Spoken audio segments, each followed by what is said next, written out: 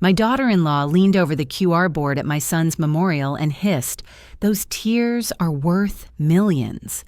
I felt the cut, but years of raising a family taught me to breathe, stand up straight, and let facts speak. Instead of arguing, I opened my little ledger, wrote the time down, and began gathering quiet proof policy lines, platform screens, and the one word in the AV log that mattered. That moment was not the end of my grief. It was the beginning of a very calm reckoning. Before I continue the story, please subscribe to the channel and leave a comment letting me know where you're watching from. Lilies waited for me in the narthex, their sweetness too heavy for late May.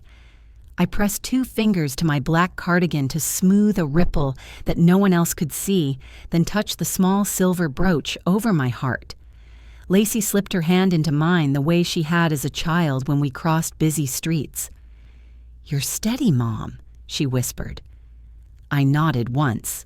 The condolence table shone with framed photos of Tristan and a guest book open to a fresh page. Men in dark suits spoke in low currents. Somewhere, a cough tapped the hush. Near the condolence table stood a foam board with a bright square printed on it, propped beside a vase of white roses. A QR code. The heading read, "In Loving Memory." Under it, a small line of text set my teeth on edge. Organizer Aileen. I heard her before I saw her, the velvet of her voice tuned for sympathy. She brushed a curl behind her ear, held a tissue as if it were a prop, and angled herself so the board and her profile shared the same frame for anyone's phone. I came to a stop as a neighbor raised his phone. Aileen's eyes flicked to me down to my still dry tissue, and she said lightly as if making weather, "Those tears are worth millions." The words slid across the polished floor and stuck to my shoes. The neighbor's phone stayed upright, casual. I did not answer. I looked at the clock above the doors, 1:37, and wrote the time in the pocket diary I kept for recipes and appointments, and now this. The sanctuary filled as the organist tested a hymn. I stepped down the aisle to the row where a small placard should have been waiting. It wasn't. I found it 2 rows back, half hidden by a pillar, "Mother of Tristan," printed in simple script. Pillars make fine history, poor sightlines. "Darlene," I said quietly when I reached the side door to the sacristy. She came headset in place program, tucked like a fan beneath her arm. "We had to adjust flow," she murmured. "The front is for participants with speaking roles." I kept my hands folded. "May I see the seating policy?" As Darlene disappeared, the buzz swelled. Aileen accepting soft hugs, a hand at her throat, a nod toward the QR board. I watched a young couple scan it and smile with relief as if someone had solved a problem for them. Tristan never liked performative charity. He once said after a gala that generosity should be a door you open quietly, not a stage you rent by the hour. I let the memory stand beside me like an usher and kept my voice to myself. Lacey edged closer. "They think she's running the whole thing," she murmured. "They can think," I said. "We can read." I texted Lacey, no arguing. "We'll fix what we can control." She squeezed my elbow in reply.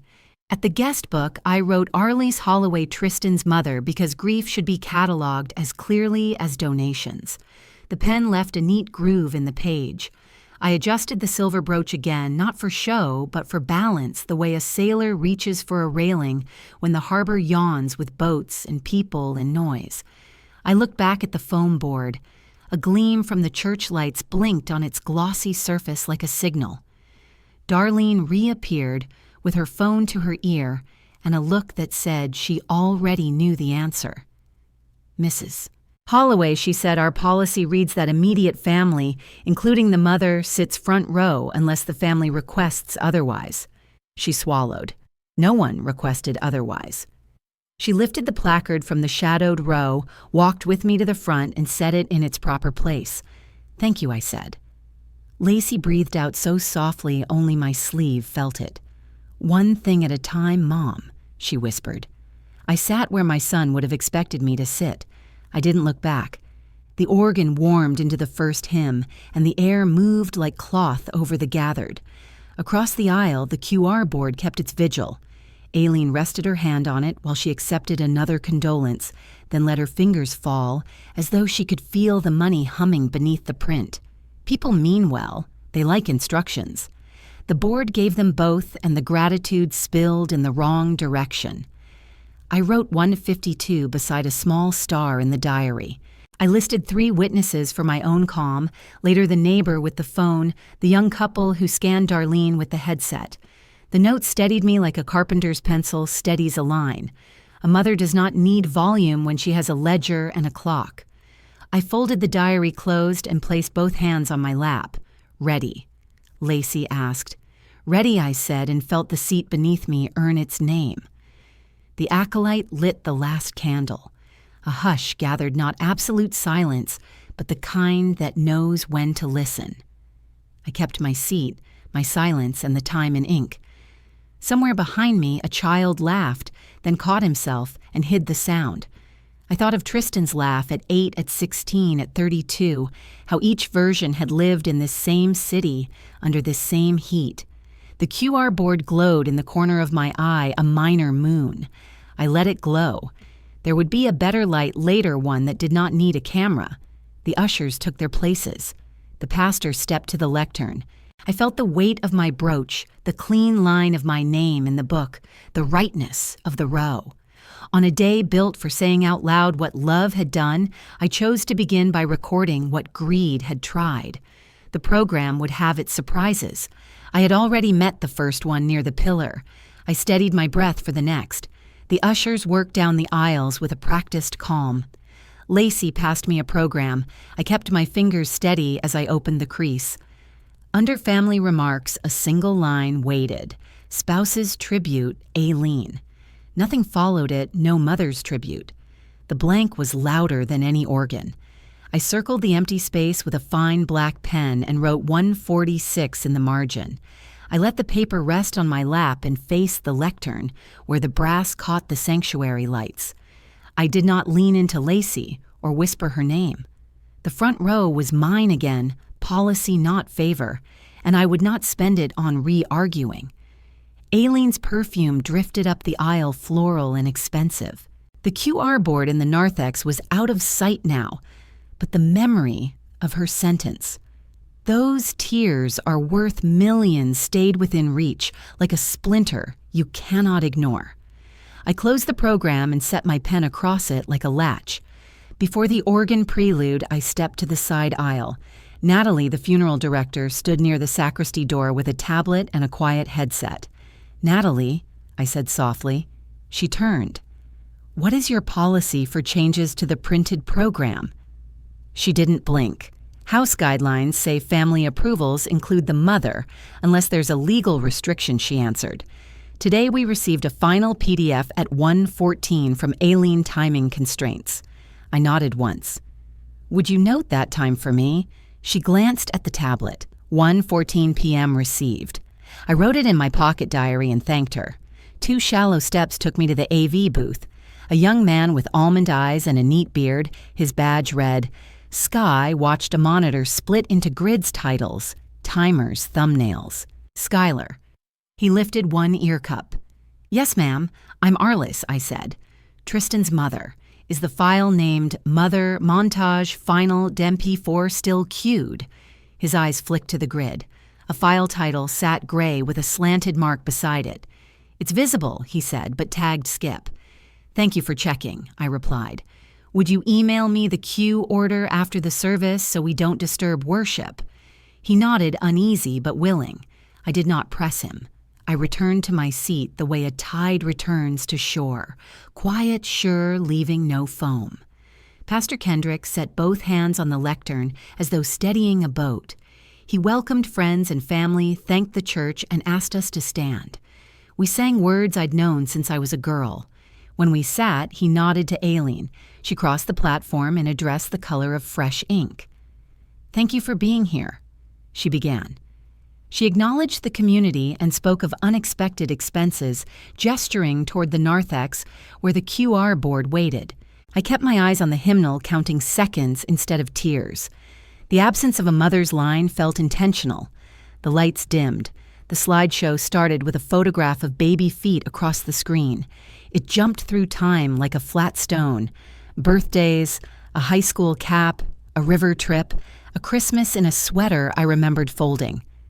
I saw myself only in stray reflections, an elbow at the frame, a hand holding a cake, while the photos that should have carried my captions never arrived. I had delivered a folder labeled Mother Montage Final with dates and names beneath each picture, so no one would need to guess. On the booth monitor, Skylar's tag had told the truth in one small word skip. I did not touch my face. I did not choke. I wrote 2:21 and 10:08 start and run time beneath the circled blank, then noted the hard cut into a slide that read, "Reception to follow."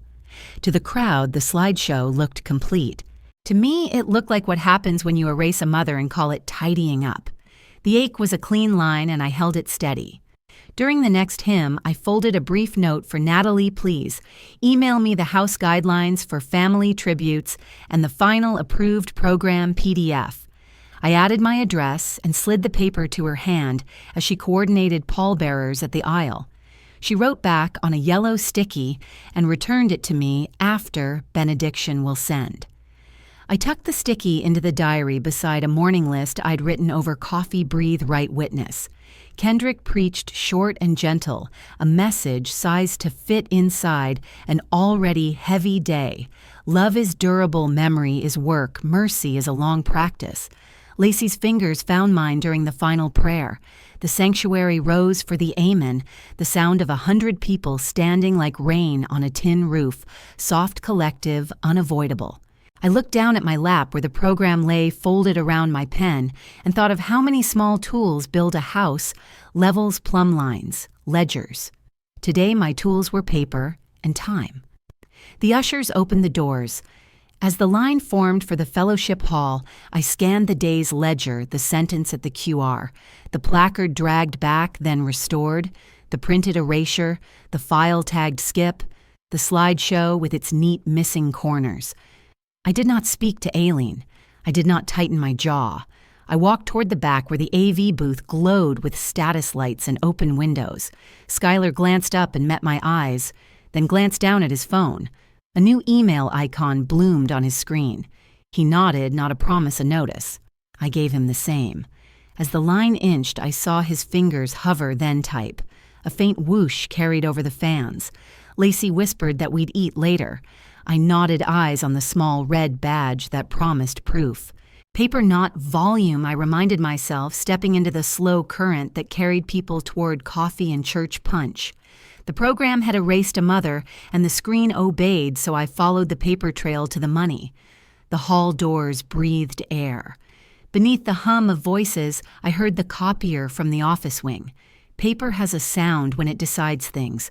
I wait for that sound and let it carry me. Today. Lacey steered me through folding tables toward the copier closet where the machine hummed behind a half-shut door. Cookie trays sweated under plastic wrap. Shanann, the treasurer, slid a laptop from a canvas tote and balanced it on a metal cart. "Let me get into the giving dashboard," she said. A 6-digit code pinged her phone. She typed it, and a grid of tabs and tidy graphs bloomed. Outside, the fellowship hall rustled with condolences and paper cups. In here, only keys and fan noise. The glow on her screen looked gentle, almost impartial. A clerk at a long counter waiting to stamp the truth. I felt the space narrow to the width of that cart. Work first, feelings later. The first page was blunt. Organizer Aileen. Just beneath it, beneficiary Aileen. Across the banner, in partnership with Gracewood Community Church. Shanann's eyebrows rose. "We didn't partner," she murmured. "No board vote, no facility line." She pressed the screenshot keys. A tiny camera icon flickered. Timestamp auto embeds. I nodded. "May I have a PDF?" She clicked print to PDF saved and handed me a thumb drive. "Keep that file name," I said softly. Names matter when facts are denied. Shanann labeled it Memorial Fundraiser, jarkrecord.pdf, and the name felt like a hinge closing. "Look at this," she said, opening a folder labeled Invoices. 2 windows bloomed side by side. On the left, the funeral home's estimate casket chapel staff hearse music license. On the right, a community invoice texted around 35% higher with lines for VIP seating cinematography package, premium floral tier. There is no VIP seating, I said, and the church doesn't sell tiers. Shanann shook her head. We don't. We also don't contract videographers for services. She stacked the pages in a print preview left versus right. Lacey photographed the screen with the date overlay. Grief is a ledger, not a package deal, and someone had padded the columns. A volunteer in a blue lanyard approached with a sealed envelope. Someone asked me to get this to the church, she said, offering it to Shanann. The front read in slanted marker for church memorial. Shanann logged it into a spiral receipt book, numbered the line, and signed her initials. Thank you, I said, letting my voice carry enough for the neighboring table to hear. The volunteer hesitated. Aileen texted me earlier, she added. Said deposit to her account first. She'd settle later. Shanann shook her head. We can't. Funds given to the church are receipted by the church. She placed the envelope in a lockbox. The chain of custody would not break today. 2 choir women looked up at the word account. I let the silence name the problem. We read the fundraiser copy together, hosted with Gracewood Community Church, as if bold text could turn a wish into governance. Shanann opened a template titled Board Minutes Special Note and typed, "The church is not affiliated with external fundraisers unless approved by vote. Please include a sentence about approved channels for memorial gifts," I said. Name the treasurer mailbox and the office check drop. She added the lines and saved a draft memo for signatures. It would live as a calm sentence in the records of fence we could show later. A memo says less than a speech and lasts longer. I trusted paper over applause. I asked for 3 emails. Dashboard screenshot, I said, ticking a finger. Draft not affiliated statement, and the side-by-side comparison. Lacey created a shared folder and named it Memorial Receipts. Shanann attached files, CC'd me, and pressed send. Teacups clinked. A toddler giggled near the sheet cake. No confrontation today, I told Lassie. Community first. She understood. My son loved this church for its potlucks and quiet help, not performance. He preferred casseroles to applause. I would honor that by building a file, not a scene. Shanann drafted a message to the fundraising platform while I watched the cursor blink. Subject misrepresentation request, review, hold. The body was spare screenshots, dates, and 1 sentence about unauthorized use of the church's name. She CC'd me and hit send. I underlined 3 phrases in my diary: beneficiary equals Aileen, invoice plus 35%, envelope logged to church, and drew a box around them twice. If someone handed me a microphone later, I would not perform sorrow. I would read the box. I would read facts, not feelings, and let silence do the heavy lifting.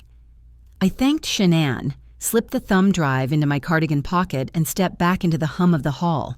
The QR board in the narthex still caught the light like a lure, but it glittered less now that its hook was visible. Lacey touched my arm. You okay, focused? I said. The clock near the kitchen ticked 1 clean second at a time. With organizer and beneficiary confirmed, I turned to the one thing that can't be rehearsed, the clock. The next proof would live in time, not copy-stamped minute by minute. Patience, then proof. That would be my order of service. We walked past the condolence table. I signed 1 more card for a neighbor who could not find her glasses. He loved your lemon bars, I wrote, because he had. My hand was steady again. When grief and anger pulled, paper steadied me. Programs, minutes, receipts, small squares of handwriting that refused to be erased. I glanced at the lockbox on Shanann's cart and felt the faintest lift in my chest. Some doors still lock. Some names still hold. And now, so would the hours. For now. The fellowship hall emptied into a breezeway that smelled of rain and lilies. Lacey guided me toward a stone bench in the side courtyard away from the clatter of carts. A woman in navy scrubs waited there, badge clipped to her collar. Mrs. Crowell, I'm Maura. I worked the ER the night Tristan came in. We shook hands. Her grip was warm and steady. I let the quiet hang long enough to make room for truth. I'm collecting times, I said, not to argue, to understand. She nodded. The small fountain in the corner ticked like a metronome, steady as a clock I could trust. Maura unlocked her phone and scrolled to a friends group chat. "This thread may help," she said. A ribbon of gray bubbles filled the screen, and there at the top of a burst sat Aileen's message. "Please donate now. Share the link sent at 7:55 p.m. More pushes followed through 8:05. I felt the courtyard tilt. During the response, I asked. Maura's mouth pressed thin. EMS was still inside the house then. I steadied my breath and lowered my voice. "May I have a screen recording that shows the contact header, the carrier time, and the full sequence?" She nodded and hit record. She lifted her eyes toward the sky, then back to me. Our intake board logged the first radio at 7:42 p.m. Arrival was noted at 8:16. She described the board's glow, the tones that cut through the unit, the 2-minute silence when the gurney doors open and the team locks in. Her phone, she added, buzzed 3 times with donation pings while the trauma bay prepped. I pictured the hallway clock over the double doors, tick, tick, tick. I copied each time into my diary with a small square beside it for later corroboration should an administrator permit a printout. "There's more," Maura said. Switching apps. A saved capture of the fundraiser's info page showed a creation time the night before at 6:17 p.m. She tapped the metadata panel to confirm the capture's date and system clock. My pen paused. I had learned of Tristan's collapse the following evening after the paramedics had already come and gone. "Email that to me, please," I said, and she did, CCing Lacey. The file slid into our shared folder with a soft ping. The courtyard fountain kept counting. I underlined 6:17 p.m. prior day twice. We kept it clean. Maura took stills of the thread with XEF visible and recorded a short pass that included the status bar and carrier clock. She airdropped the files and sent them by email as well, so no platform would flag edited. At my request, she typed one line recorded on my device. No edits besides redacting unrelated names. She looked at me, then measuring cost. "Are you sure you want all of this? I want the truth to stand without my voice," I said. "If I break, I want the paper to hold." Maura tucked her phone away and exhaled. While the code team worked, she said quietly, "Aileen kept texting me captions to pair with Tristan's photos. She asked which picture would make people feel the most." My mouth dried. I would not cry in front of a nurse who had stayed with my son. "Thank you for telling me," I said. "Clarity is mercy." She nodded once. Lacey moved closer, shoulder to shoulder. I underlined in the diary, "Money asks medical updates." It was not poetry. It was a ruler laid across a day I could no longer hold still. "Let's map it," Lassie said, opening notes. She built 4 columns, time source, event proof. We filled the first lines together. 7:42 EMS radio, source ER board, proof verbal report potential print, 7:55 8:05 donation blast, source group chat, proof screen recording with header, 8:16 arrival, source ER board, proof nurse attestation. Prior day, 6th, 17 fundraiser created, source page capture, proof metadata. Each entry took its square a bead on a string. Later we would mirror it on one slide so a room could read without leaning, not a speech, a ledger. We walked back through the corridor toward the parking lot. The QR board still gleamed at the narthex corner as if nothing had shifted. Maura promised to ask her charge nurse what timing details could be shared without patient identifiers. "If I can't send a printout, I can write a signed summary," she said. "Either helps," I replied. We thanked her. The breeze lifted the edges of the printed programs in the recycle bin. I pressed my palm to the diary's cover and felt the cardboard answer back. The clock would speak first, I would speak last. With the clock on my side, the next line to trace was policy, the kind of sentence that made Aileen's millions sound rich in air, but poor on paper. The QR still shone, the lockbox still clicked, my pen still worked. We crossed the lot toward my car, Lacey's hand light on my elbow. "What now?" she asked. Insurance, I said. Always noisy in rumor and quiet in writing. The sun slipped behind a cloud and the breeze smelled faintly of cut grass and coffee. I closed the diary and placed it in my bag. Paper first, then voice. Before we left, I turned once more toward the church doors. Families drifted toward their cars, shoulders rounding under the weight of casseroles and careful conversation. I thought of Tristan's first Little League game, the way he had looked for me in the stands, and lifted his glove when he found my face. Love had always been counted in small recognitions. Erasure, too, begins with inches. Today, I had recovered a seat and gathered a clock. Tomorrow, I would collect the sentence that sets rumor in order. Sunlight slid across my kitchen table like it had a right to be there. I set a ceramic mug by my small ledger, opened my pocket diary, and pressed play on the voicemail, saved as Eaton Policy. The speaker crackled, but his words were clean my name, the policy number, and the line that mattered more than any rumor beneficiary, listed as the estate, trust, no personal beneficiary, named no post-mortem changes allowed. I held the phone as if warmth could fix memory and let the truth settle, like grounds at the... I wrote what I heard in block letters the way I used to copy recipe cards, the voicemail's date and time, Eaton's agent ID, the policy code with its stubborn suffix. The house was quiet except for the fridge hum and the wall clock my husband once repaired with fishing line. I exported the voicemail to email, typed a plain subject, policy voicemail preserved, and CC'd Lassie. If it isn't written, it can be denied. If it's recorded, it can be verified. That rule has kept me steady through harder seasons than... I called Eaton back. He answered on the second ring, courteous, unhurried. I asked for one thing, only the clause that makes post-mortem beneficiary changes void. No speeches, no heat, just the citation. He rustled papers, then read the section number and title. I'll email a letter on our letterhead within the hour, he said, and mail a hard copy for your records. I thanked him and offered what I always tell people who do their jobs well. Clarity makes grief bearable. I rinsed the mug set, bread in the toaster, and stood by the window, while the backyard oak wrote slow shadows across the fence. My son once tugged a swing from that branch. The ache rose, then settled. When the laptop chimed, I returned to the table. Subject line: Beneficiary Confirmation Policy. The attachment opened clean company logo, Eaton's signature, the clause quoted verbatim, and a single sentence that took the air from Aileen's myth beneficiary is the estate, trust. No post-mortem changes. I underlined 2 lines with a ruler so the marks would be straight. Then I wrote my translation in the margin the way I'd explain it to a crowded room. This policy is not a lottery.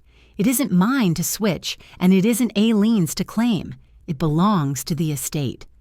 I did not think about microphones or the weight of 100 eyes. I pictured paper traveling in a manila envelope, the kind that carries truth without drama. Lacey arrived mid-morning with grocery roses and a carton of eggs. I showed her the letter, the clause number, the bold line. She exhaled relief and anger braided together. So the millions is theater, she said, and the fundraiser pitches are off base. I nodded. We'll show the clause, not my anger.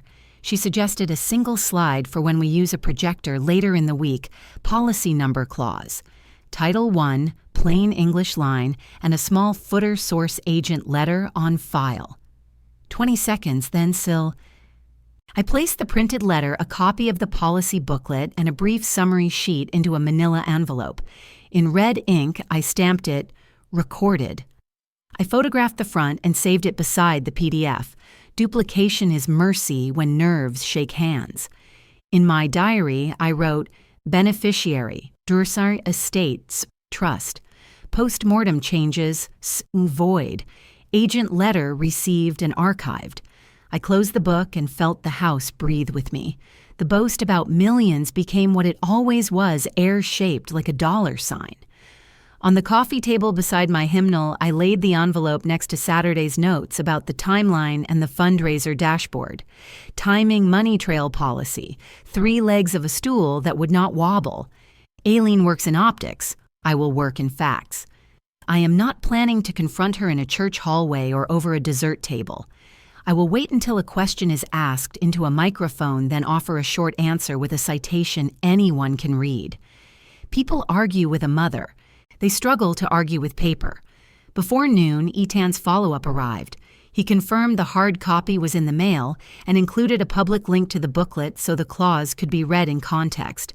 I bookmarked it, then shut the laptop and tidied the kitchen, rinsed plates, wiped crumbs, folded the dish towel the way my mother taught me after Sunday dinners. In the quiet, I could hear the second hand skate around the clock, steady as a metronome, beating time for patience. When Lacey left, she squeezed my shoulder. "You don't have to convince anyone, Mom. You only have to stand there." I smiled. The older I get, the more I understand that standing is an action.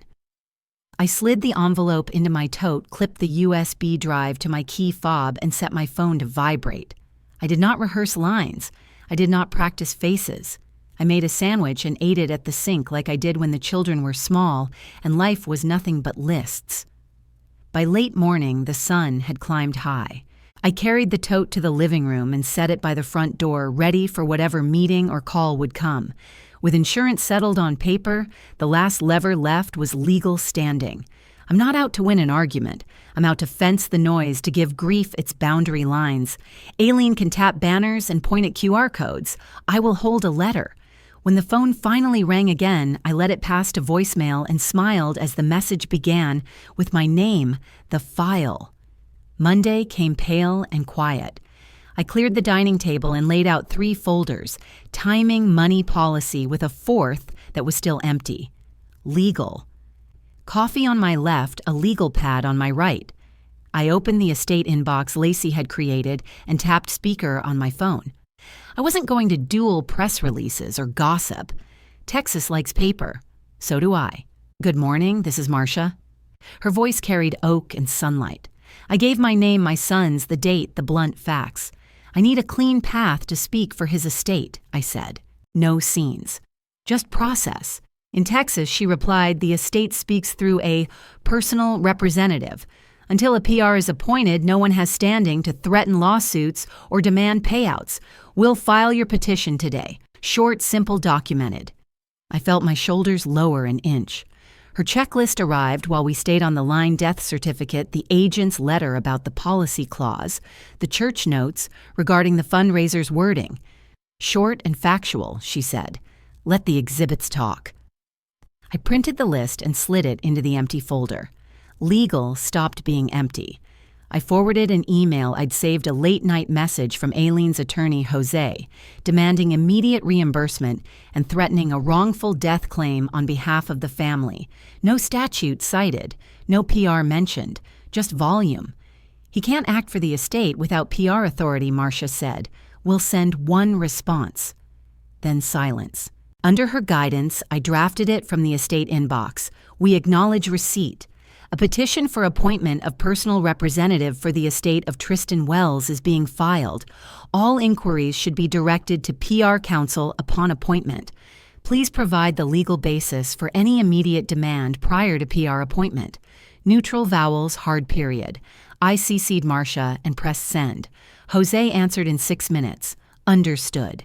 Please expedite PR authorization so we may proceed. We will hold off pending receipt of the signed authorization." I saved the thread as a PDF named Estate Standing Hosea and printed a copy for the folder. There it was in quiet ink, no standing until there's a PR. Marcia filed my petition electronically and emailed the stamped receipt. She would notice the parties and calendar the short hearing. She also drafted a 1-paragraph notice to vendors and organizers. All matters regarding the estate of Tristan Wells should be directed to PR counsel. No settlement or reimbursement will be considered or paid absent PR approval. No adjectives, no thunder, just a fence. I signed a limited power of attorney for that scope and set down my pen. Through the window, my neighbor's flag lifted once and rested. "Process is your shield," Marcia said before we hung up. "When people can't drag you into reaction, they try to drag you into paper. We live in paper." Lacey slid her laptop onto the table. Do you want a tiny slide for the church later? She asked. No names, just the rule. She typed as we spoke. Who speaks for an estate? The court-appointed personal representative PR. What needs PR insurance? Proceeds settlements, lawsuits, payment of claims. In the footer, she wrote source counsel letter on file, 20 seconds top to bottom. I nodded. We'll show the rule, not our anger. I checked the 4 corners of truth on the table. Timing held the synced marks from EMS and the group texts. Money held the dashboard showing who organized and who benefited, plus the padded invoice beside the real one. Policy held the agent's letter, the clause circled in plain English. Legal now held a petition, a boundary email, and an opposing counsel's quiet concession to standing. I didn't feel triumphant. I felt level like a carpenter's bubble at rest. For a moment, I remembered Tristan fixing a loose fence board for me last spring. Pull the nail from the right side, Mom, he'd said. It won't split that way. He was right then. He is right now. You don't rip out a problem. You choose the side that keeps the board whole. Before closing my notebook, I copied a line from Marcia onto a yellow sticky and pressed it inside the legal folder. The court does not recognize slogans. It recognizes signatures. If my voice shook later, the paper would not. I packed the folders into my tote and wiped the table clear of crumbs. Somewhere, people were still telling stories about crocodile tears and imagined millions. Let them talk. I have better company, a filing receipt, a letter on letterhead, and a clock that doesn't lie.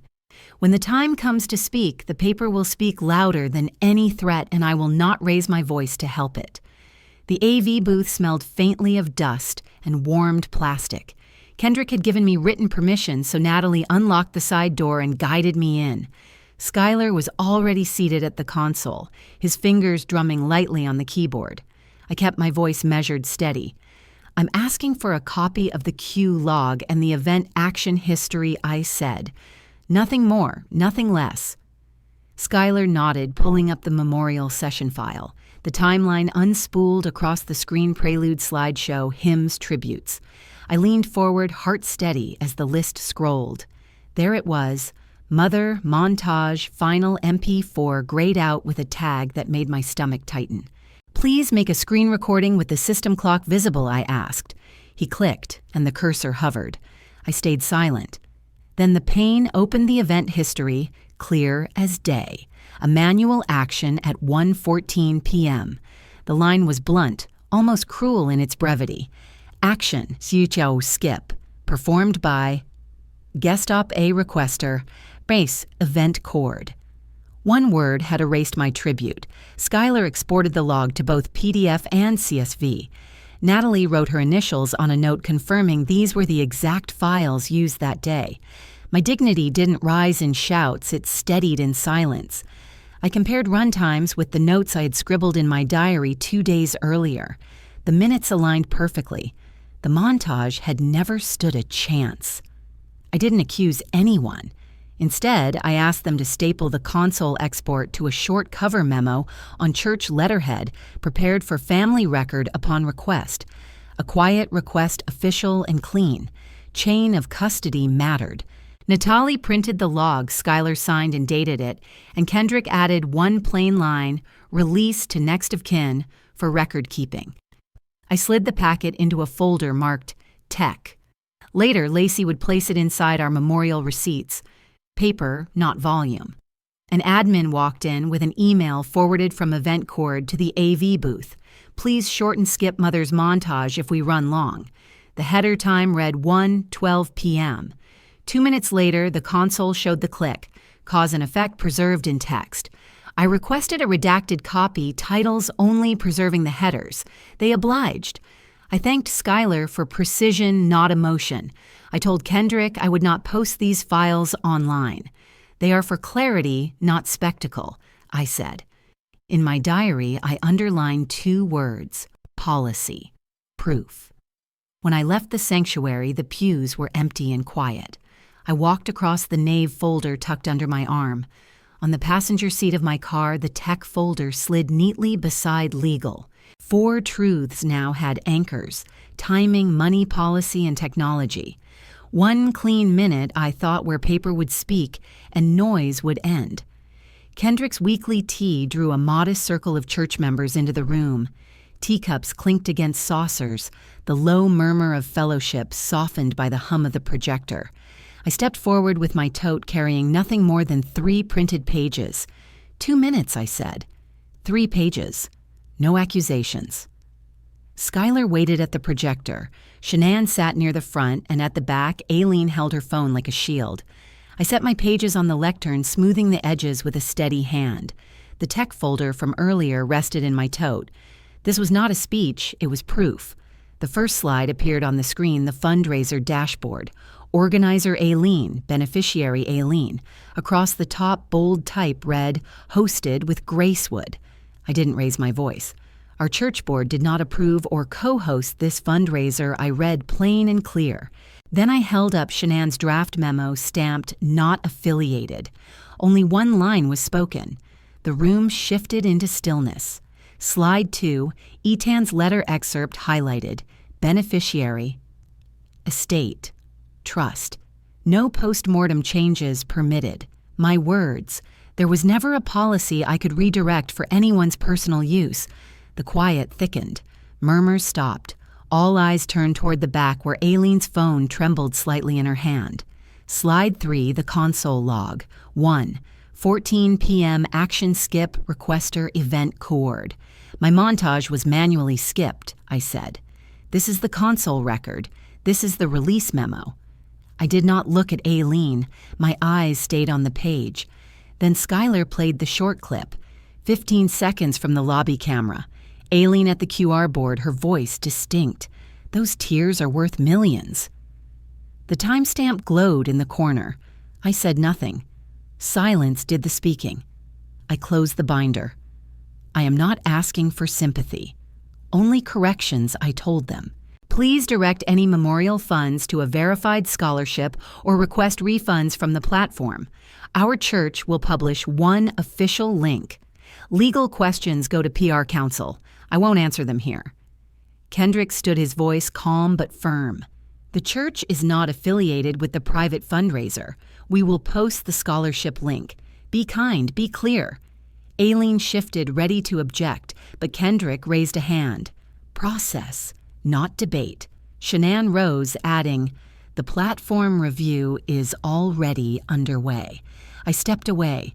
Hands brushed my shoulder as people passed, no applause, no theatrics, just acknowledgement. The projector went dark. My 3 pages returned to my tote, and the room emptied with the quiet scrape of chairs. Relief did not rush. It settled controlled like the weight of a ledger closed. By the time I reached the parking lot, the promise of tomorrow had already formed reviews, holds, statements, locks. Proof first. Paper, not volume. Shanann and I stood shoulder to shoulder at the treasurer's desk, the glow of her monitor washing the tiny office in a cool blue. The page refreshed, and the banner flipped in front of us under review.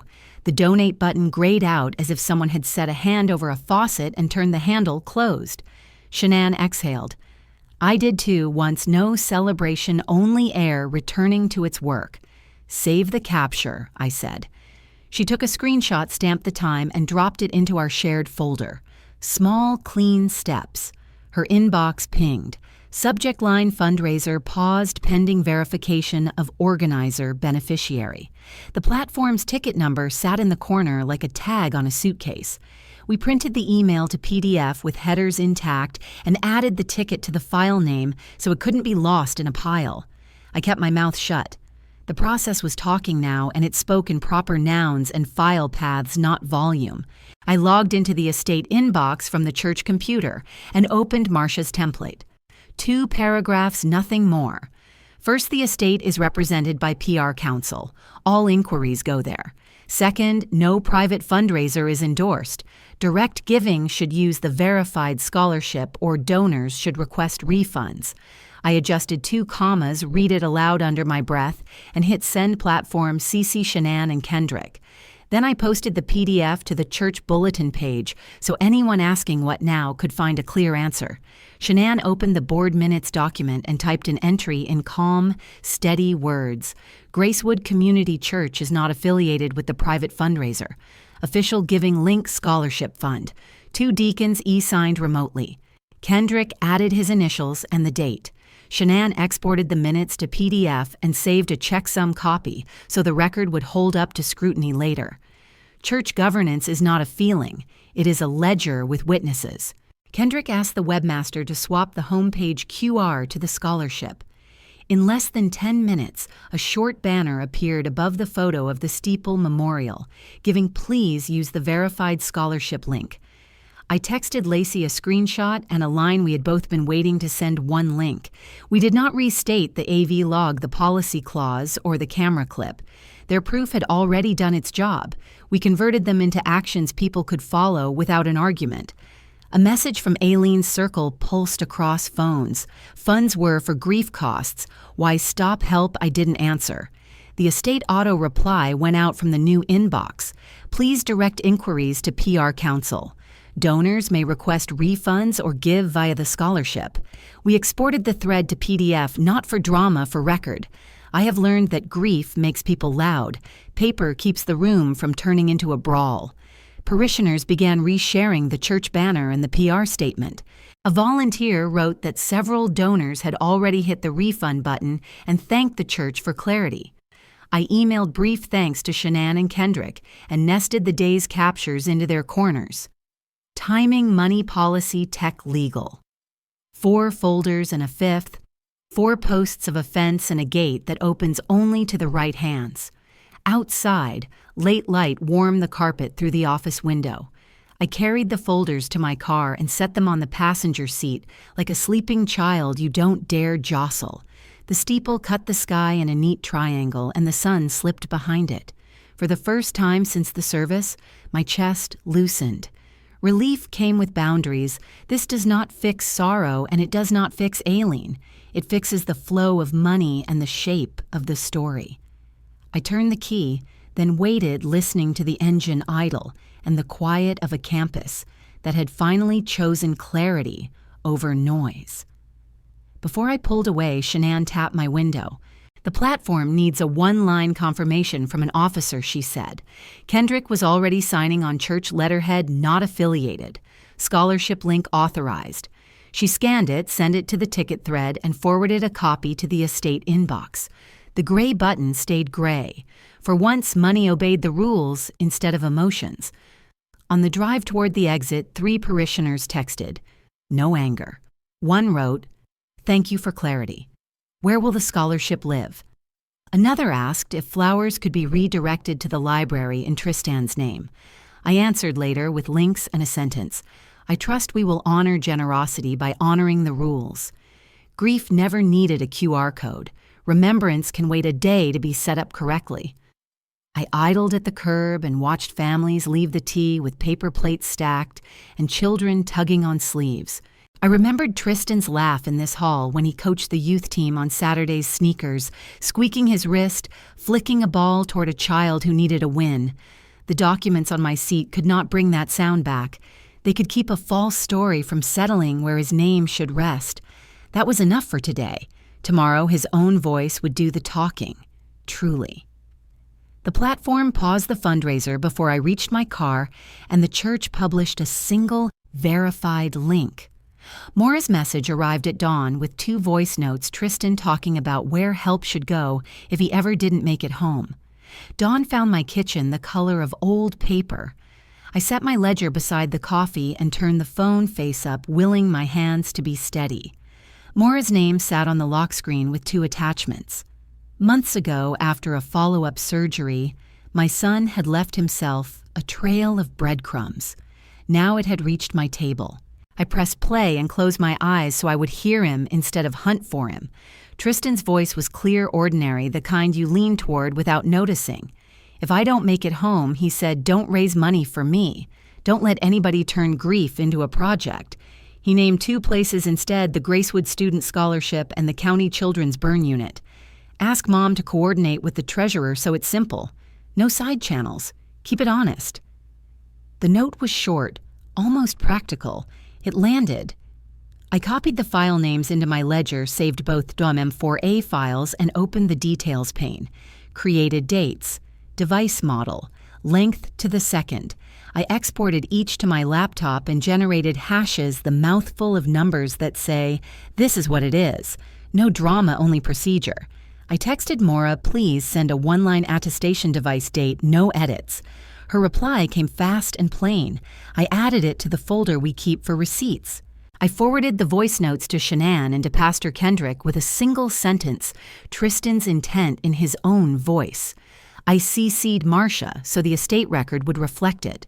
Then I sat with my coffee gone cold and listened once more, not as an investigator, but as a mother.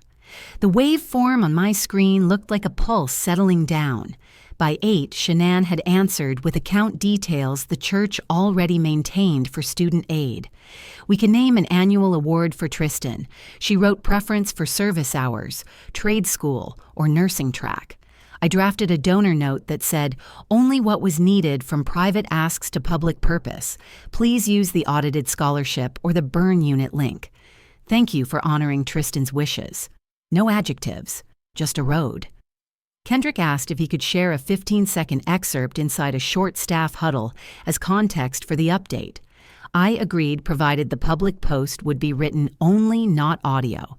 We all understand how quickly a voice becomes a battleground. The point was direction, not spectacle. He nodded and said he would keep it pastoral and brief. At 9, the church bulletin page refreshed with 2 verified links and a paragraph that began per Tristan's recorded wishes. It did not discuss the private campaign or anyone's behavior. It simply offered a way to do right. Within minutes, my messages filled with small screenshots, donors requesting refunds from the suspended fundraiser and sending confirmations from the scholarship portal.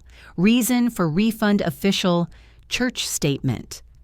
Plus family verification, someone annotated. I filed each image in the... I thought about the night in the ER when Maura's phone lit up with donation blasts while the code team worked. The clock had told one story. Now Tristan told another, do good in the open through the channels that can be audited after tears dry. Paper, not volume. It is a quiet position to take. It is also heavy enough to hold a family that wants to tip. By mid-morning, Shanann sent batch IDs from the platform and a running total of refunds processed.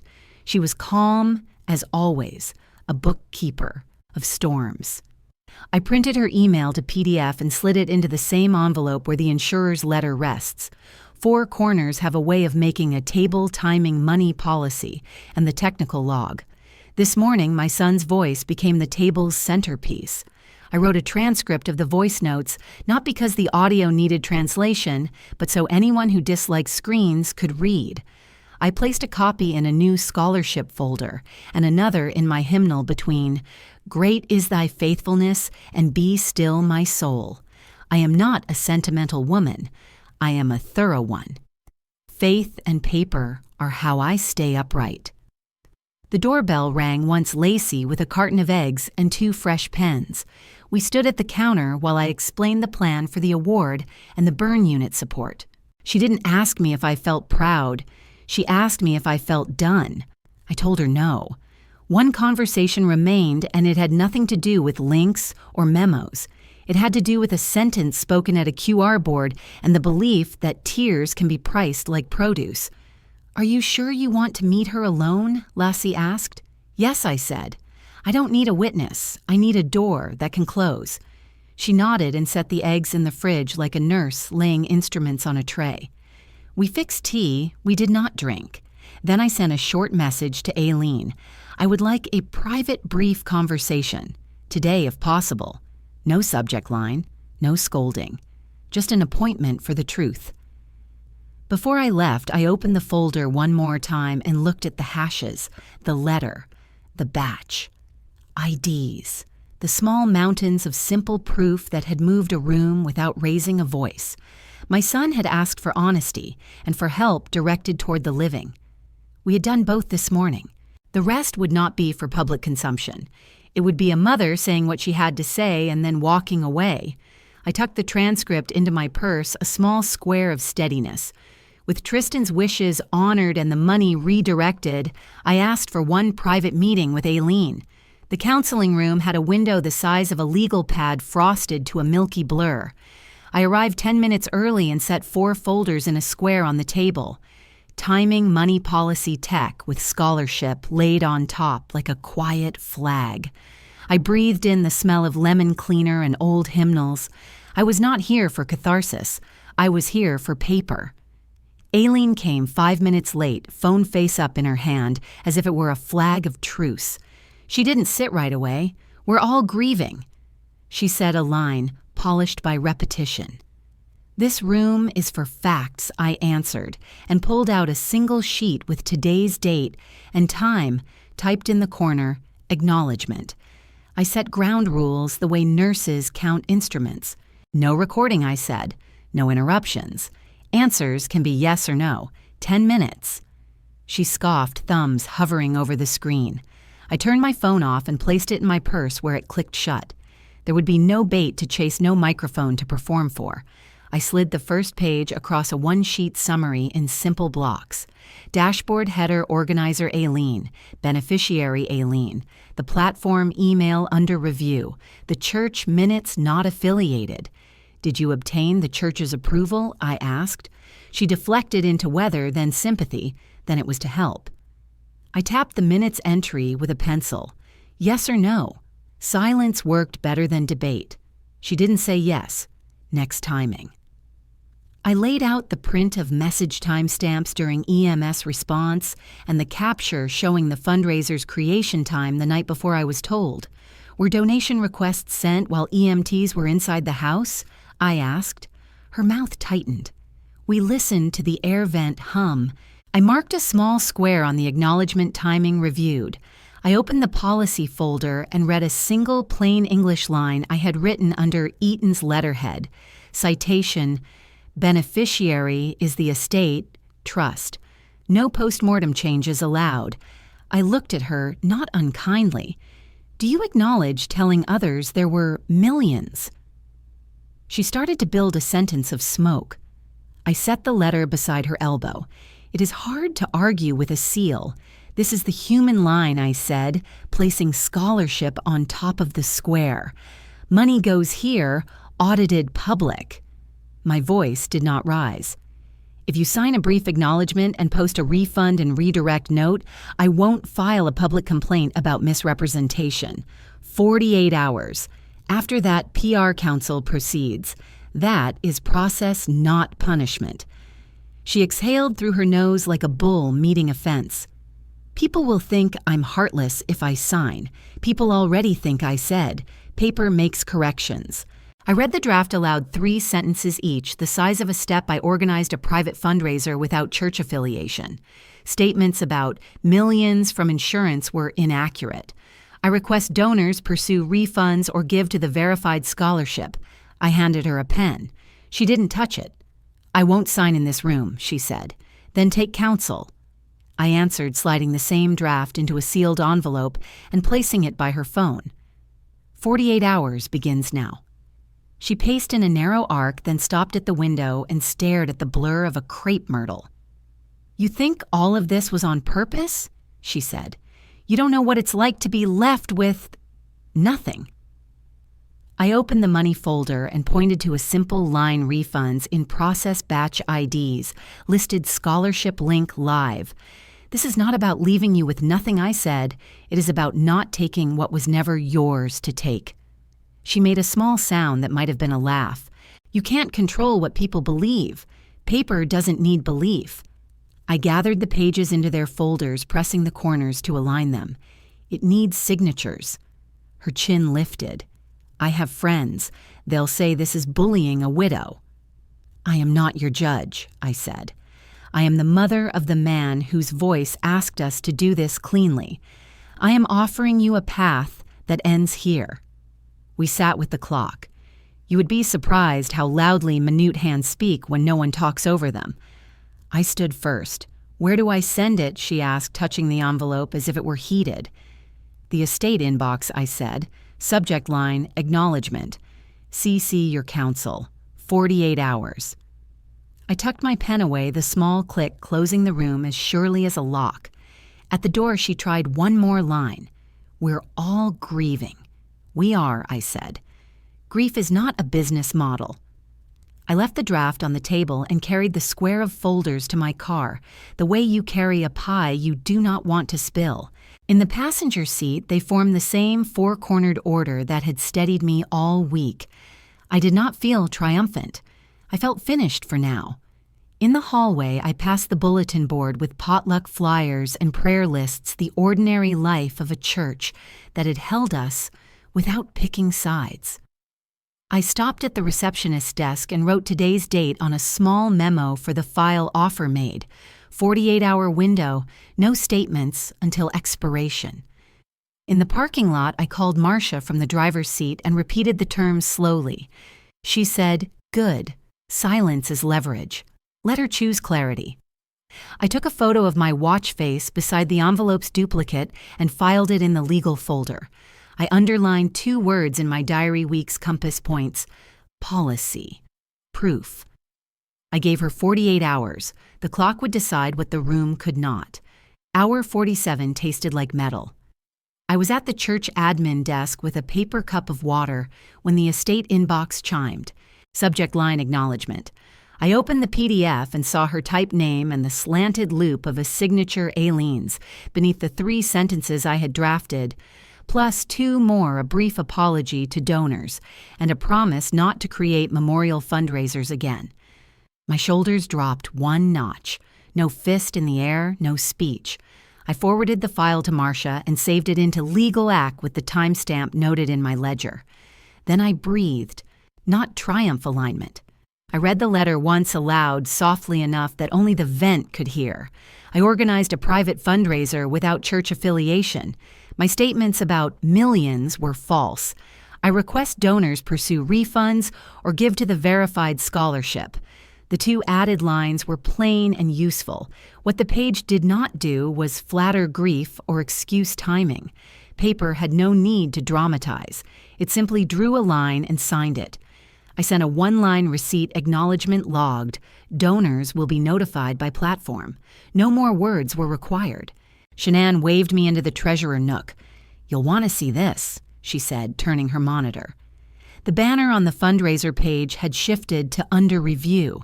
The donate button sat the color of wet cement. A moment later, her inbox pinged, batch refund confirmation. Inside was the list transaction ID's amounts a batch number that read like a train manifest. Shanann printed the header to PDF, exported the CSV, and ran a checksum. When the printer warmed, the small animal in my chest that had been braced for noise relaxed and lay down. I did not pet it with gloating. I wrote batch confirmed and circled it once. Kendrick already had the church website dashboard open.